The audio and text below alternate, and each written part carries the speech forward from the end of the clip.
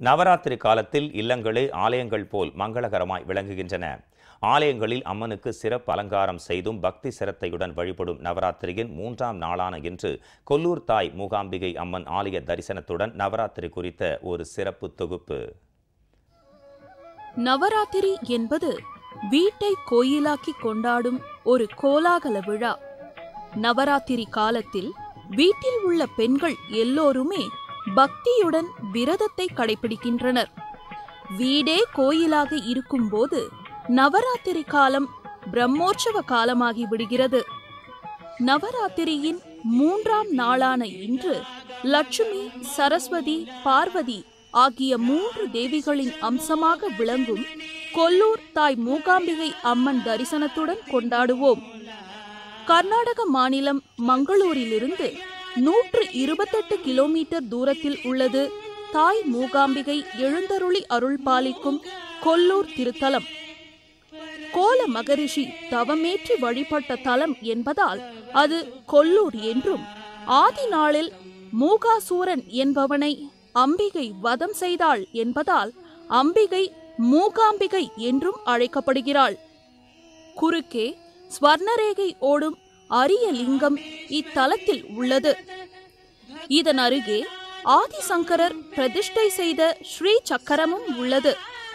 அதன் மீது தாய் மூகாம்பிகை பஞ்சலோக விக்கிரகமாக எழுந்தருளியிருக்கிறாள். இவள் பத்மாசனத்தில் அமர்ந்திருக்கும் தோற்றம் சிறப்பு வாய்ந்ததாகும். சொர்ணரேகை ஓடும் லிங்கம் ஒரு சுயம்பு லிங்கமாகும். இது ஒரு ஜோதிர்லிங்கமாகும்.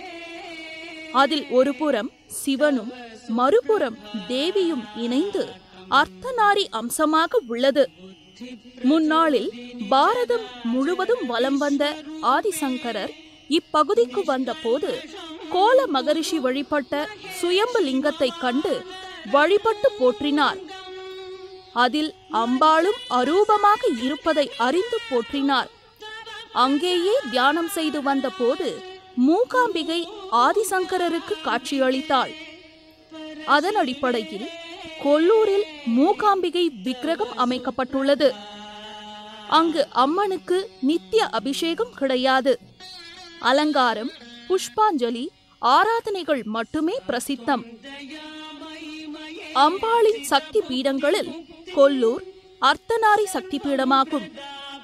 தாய் மூகாம்பிகையை வழிபட்டால் வாழ்வில் எல்லா வளமும் உண்டாகும். இந்த நவராத்திரி நன்னாளில் அன்னையை வழிபட்டு வளம் பெறுவோம்.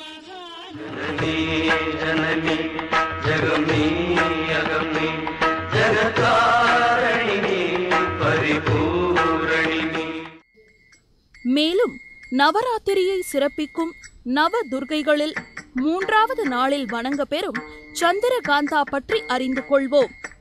சிவனை மணந்த பின் ஈசனின் தேவி என்ற அந்தஸ்தை பெற்று அம்பாள் எடுத்த அவதாரம்தான் சந்திரகாந்தா. மகா கௌரியான இவளின் நெற்றியில் அரை நிலவுடன் மணிகளும் ஆடியதால் சந்திரகாந்தா என்று திருநாமம் விளங்கிற்று.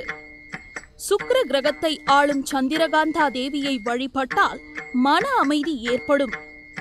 மேலும் தீமைகள் விலகி நன்மைகள் பெருகும். இந்த தேவியை சிரத்தையுடன் தியானித்தால் மணிப்புரக சக்கரம் உணரப்படுவதுடன் அதன் பலனாக வாழ்வில் வளம் பல பெருகும். சந்திரகாந்தா தேவியை வழிபட எளிய ஸ்தோத்திரம். யா தேவி சர்வ பூதேஷு மா சந்திரகாந்தா ரூபணே சம்ஸ்திதா நமஸ்தஸ்மை நமஸ்தஸ்மை நமஸ்தஸ்மை நமோ நமஹ. ஜெயா பிளஸ் செய்திகளுக்காக பிரசன்னா அழகர்சாமியுடன் மூரா சுந்தரமூர்த்தி.